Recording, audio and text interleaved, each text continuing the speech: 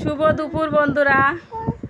আজকে দুপুর থেকেই ব্লগটা শুরু করলাম। তো এখন বাজে বেলা 11:30।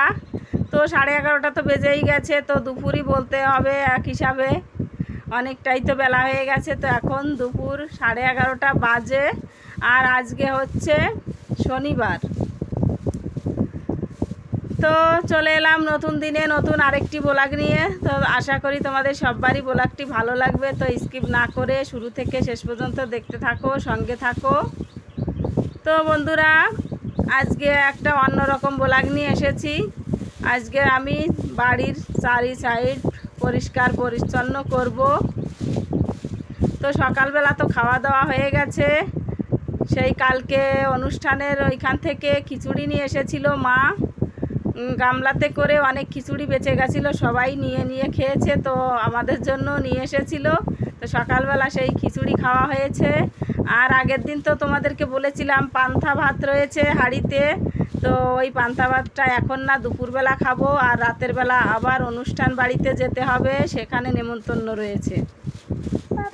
তো এই হচ্ছে আজকে সারাদিনের খাওয়া দাওয়ার মেনু, তোমাদেরকে বলে দিলাম। সকালবেলা খিচুড়ি খেয়েছি, দুপুরবেলা পান্তা ভাত খাবো, আর রাতের বেলা অনুষ্ঠান বাড়ি যাব। আর ওদিকে 11:30 তো বাজে বললাম। তো ছেলেকে স্নান করিয়ে খাবার খাইয়ে ঘুম পাড়িয়ে দিয়েছি, তবেই তো আমি কাজটা করতে পারছি। ছেলে ওদিকে ঘুমোচ্ছে, কিন্তু আমি যখন ভয়েসটা দিচ্ছি তখন আমার ছেলে আমার কাছেই রয়েছে, আওয়াজ করছে। হয়তো তোমরা ভাবতে পারবা যে ছেলে ঘুমিয়ে রয়েছে বলছে, আবার ছেলের আওয়াজ মানে পাওয়া যাচ্ছে কোথার থেকে। তো যখন আমি ভয়েসটা দিচ্ছি তখন আমার ছেলে আমার কাছেই রয়েছে। আর এই যে ভিডিওটা যখন বানিয়েছি তখন আমার ছেলে ঘুমিয়েছিল। তো দেখো পাতাগুলো আমি ভরে নিয়েছি, আর এই যে মাটিগুলো এখন গর্তর মধ্যে ফেলে দিয়ে আসবো। তো ওদিকে গর্তটাও আমার আস্তে আস্তে করে বন্ধ হয়ে যাবে, আর পাতাগুলো দিয়ে আমি জ্বালানি হিসেবে ব্যবহার করতে পারবো। তো জানো তো, ওই যে গর্তটায় অনেকটা জায়গা বন্ধ হয়ে রয়েছে, অনেকটা জায়গা। ওই গর্তটা যদি মানে ভরাট থাকতো তাহলে ওই জায়গাটায় এই পেঁয়াজির ঘরটা বানানো যেত। অনেকটা জমি গর্ত করা হয়েছিল যখন বাবা এই বাড়িটা করেছিল তখন। তো কি করা, জায়গা নেই, সেজন্য তোমরা তো দেখেছো একদমই ঘরের সামনেই এই পেঁয়াজের ঘরটা করা হয়েছে। তো পেঁয়াজের ঘরটা করার জন্য মানে ঘরে একদমই হাওয়া বাতাস কিছুই লাগে না, খুব অসুবিধা হয় যতদিন না এই ঘরের মধ্যে পেঁয়াজ রাখা থাকে। পেঁয়াজটা যখন আবার বের করে ফেলবে তখন হাওয়া বাতাস আসবে বাড়িতে। এদিকে মানে এই সাইডে পেঁয়াজের ঘর, ওই সাইডে পেঁয়াজের ঘর, আর মাঝখানে হচ্ছে আমরা। তো খুব সমস্যা হয়। তো কিছু করার নেই, এখন ওই গর্তটার জন্য অসুবিধা হয়। গর্তটা যদি একটু বন্ধ হয়ে যেত তাড়াতাড়ি, তাহলে পেঁয়াজের ঘরটা সরিয়ে বানানো যেত। তো চলো বন্ধুরা, তোমাদেরকে আমি একটা গল্প শোনাই, যে কথাটা মানে তোমাদেরকে বলতে চেয়েছি সেইটাই বলি। তো জানো তো মানে আমি যখন শুরুতে ইউটিউব চ্যানেলটা খুলেছিলাম, তো তখন ভিডিও দিতাম। তো তখন আমাকে একটা বন্ধু কমেন্ট করেছিল। তো আমি এইখানে এসেছিলাম যখন বাবা পেঁয়াজ তোলে তখন। তো আমি পেঁয়াজ তোলা কিছু ভিডিও আপলোড করেছিলাম, পেঁয়াজের এই মানে পেঁয়াজ ঝোলানো, পেঁয়াজ তোলা এইসব ভিডিও আপলোড দিয়েছিলাম। তো একটা বন্ধু আমায় কমেন্ট করে বলে যে, তোমার বাবা মাঠে কাজ করে এত এত টাকা কোথায় পেলো, কিভাবে এত বড় ঘর করলো। তো জানি না সেই বন্ধুটা আমার এই ব্লগটা দেখবে কি না, দেখছে কি না জানি না। তো আমি তিনার মানে খারাপ কিছু বলছি না যে রাগ হবে। আমি বলতে চাইছি যে মানে একটা কৃষক যদি ভালো করে কাজ করে, তো এই যে দেখো এদিকে আজকে মেয়েতে কত জামা কাপড় কেচে দিয়েছে, দেখতে পাচ্ছ? সব জামা কাপড় আজকে মেয়ে কেচে দিয়ে মেলে দিয়েছে। আমি আজকে আর কিছুই করিনি, জামা কাপড় টাপড় ধুইনি। তো যাই হোক, তাহলে বলি। তো সেই বন্ধুটা কমেন্ট করেছিল, তোমার বাবা মাঠে চাষ করে, জমি চাষ করে কিভাবে এত বড় ঘর বানাতে পারে। জমি চাষ করে কখনো এত বড় ঘর করা যায়? তো আমি বলি তাহলে শোনো, এই যে আমার বাবা 2.5 বিঘা জমিতে পেঁয়াজ লাগিয়েছে। তো 2.5 বিঘা জমিতে বলো তো, যদি 80 মন করে পেঁয়াজ হয়, মানে যাদের ভালো পেঁয়াজ হয়েছে তাদের 100 মনের উপরে হয়েছে 1 বিঘাতে, আর যাদের একটু কম হয়েছে তাদের ওই 70-80 মন করে হয়েছে। তাহলে 2.5 বিঘা জমিতে কত মন পেঁয়াজ হয়েছে? আর এই পেঁয়াজ বেশি নয়, 1000 টাকা করে বিক্রি করলেও তো 1.5-2 লাখ টাকার পেঁয়াজ হয়, তাই না বলো? তো তো আমার বাবা এরকম প্রতি বছর পেঁয়াজ চাষ করে। তারপরে আবার পাটের জমিতে পাট হয়, এই 2-2.5-3 বিঘা জমিতে আবার পাটের ফসল করে। তো পাটেও কিছু টাকা হয়। তো এভাবে প্রতি বছর টাকা জমিয়ে জমিয়ে হয়তো 5 বছর 7 বছর টাকা জমিয়ে জমিয়ে তারপরে ওই যে বাড়িটা তোমরা দেখতে পাও, আমি যাই যখন তো তোমাদের তো দেখাই, তো ওই বাড়িটা বাবা করেছে। তো এখনও কিছু টাকার দেনা রয়েছে, বাবা পুরোপুরিভাবে দেনাটা শোধ হয়নি। তো শোধ হয়ে যেত, কারণ দেখো গত বছর এরকম অনেক পেঁয়াজ হয়েছিল বাবার 2.5-3 বিঘা জমিতে। তো সেই পেঁয়াজগুলো সব পচে যায়, নষ্ট হয়ে যায়, বৃষ্টি লাগার কারণে সব পেঁয়াজগুলো খারাপ হয়ে গেছিলো। তো বাবা যে টাকা খরচা করে পেঁয়াজ লাগিয়েছিল সেই টাকাটাও গত বছর ওঠেনি। যেখানে 3 লাখ টাকার পেঁয়াজ বিক্রি হবে সেখানে মাত্র 50,000 টাকার পেঁয়াজ বিক্রি করেছিল। না হলে দেনাটা পুরোপুরিভাবে শোধ হয়ে যেত গত বছরই। তো এবার এই যে বৃষ্টি লাগেনি, তো দেখা যাক, পেঁয়াজগুলো তো বাড়িতে এনে রেখেছে, কতদূর মানে কতটুক হয় বিক্রি বাট্টা, তো দেনাটা হয়তো এবার শোধ হতে পারবে।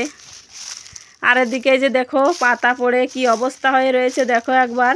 তো সেদিনকে না সাপ বেরিয়েছিল, তোমাদেরকে দেখালাম, মুরগিতে নিয়ে ঘুরে বেড়াচ্ছে। আর এই জঙ্গল দেখে না আমার খুব ভয় লাগছে ঘরের ভিতর থাকতে।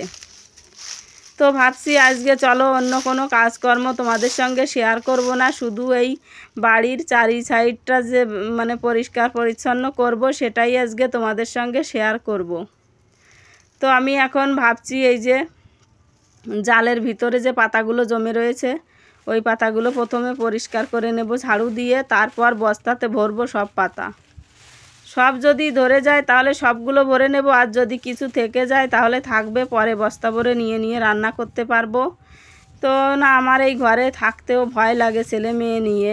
ওই যে দেখো বাইরের মানে পিছনের যে ডোয়াটাও ভেঙে চুরে খারাপ হয়ে রয়েছে। তো মা তো 2 বছর হয়ে গেছিলো ওই ঘরটা ছেড়ে দিয়েছে। তো তখন থেকে বৃষ্টি বর্ষায় ডোয়া খারাপ হয়ে গেছে। তো আমি আর সুযোগই পাই না, ছোট ছেলে নিয়ে এই বাড়িতে এসেছি। ছেলের বয়স যখন 2 মাস তখন এই বাড়িতে এসেছি। তো ওকে নিয়ে মানে ঘরের কাজকর্ম করে রান্নাবান্না করে খেতেই আমার কষ্ট হয়ে যায়। তাহলে আমি এই যে মানে ডোয়া ডালি এইগুলো ঠিকঠাক করব কখন বলো তো? সময়ই হয়ে ওঠে না। ছেলেকে দেখো, মেয়েকে দেখো, আবার তোমাদের দাদাভাইকে দেখতে হয়, সবাই ফরমাইশ করতে করতে আমার আর নিজের দিকে লক্ষ্যই দিতে পারি না। আর তারপর এই যে ডোয়াগুলো কি করে ঠিক করব? তো ভাবছি সময় করে আমাকে এই ডোয়া ডালিগুলো ঠিক করতে হবে। তো এখন আমি ভালো করে পাতাগুলো বস্তা ভরে নিয়ে জায়গাটা পরিষ্কার করে নেব। আমার খুব ভয় করছে এই পাতার ভিতর হাতও দিতে, জানো তো, এতটাও মানে পুরো হয়ে গেছে পাতা পড়ে। তো খুব ভয়ও লাগছিল পাতার ভিতর হাত দিয়ে পাতাগুলো বস্তা ভরতে। তো কি করব, ভয় করলে তো হবে না, পরিষ্কার তো করতেই হবে, না করলে নয়। তো দেখি সময় করে ডোয়াটাও ঠিক করে নিতে হবে। তো এই যে দেখো আমি ডোয়ার সাইডটা ভালো করে পরিষ্কার করে নিয়েছি। এখন পাতাগুলো বস্তা ভরে নেব এক এক করে। তো বন্ধুরা এই যে তা কী জন্য কথাটা বললাম, গত বছর যে ওই যে বললাম না, একটা বন্ধু কমেন্ট করে বলছিল তোমাদের দাদা মানে তোমার বাবা মাঠে কাজ করে কিভাবে এত বড় ঘর দিয়েছে। তো আমার একটু মানে মনেও লেগেছিল কথাটা, যে আমার বাবা কতটা কষ্ট করে কি বলবো তোমাদের। উনি একজন তো কাঠ মিস্ত্রি, মানে ঘর বানায়, নৌকা বানায়, যখন যে কাজ পায় তখন সেই কাজ করে। ওনার একটা জনের দাম বর্তমান 600 টাকা।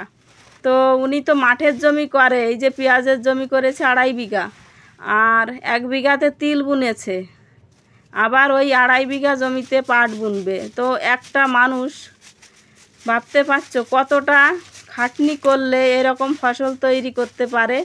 একটা বেলার জন্য, একটা ঘন্টার জন্য আমার বাবা বাড়িতে বসে থাকে না, যখনই সুযোগ পায় তখনই কাজ করতে থাকে। খুব কষ্ট করে বাবা, খুব কষ্ট করে, শুধু বললে তো হবে না, ভীষণ কষ্ট করে। আমরাই যে 4 ভাই বোন, আমাদের বিয়ে দিয়েছে বাবা গায়ে খেটে, এরকম কষ্ট করে পয়সা গুছিয়ে আমাদেরকে বিয়ে দিয়েছে 4 ভাই বোনকে। তোমরা তো জানো যে একটা ছেলে মেয়ে বিয়ে দিতে গেলে আজকের যুগে কত টাকার দরকার। তো সব টাকা বাবাই কষ্ট করে করে খেটে খুটে আমাদের বিয়ের পয়সা জোগাড় করেছে।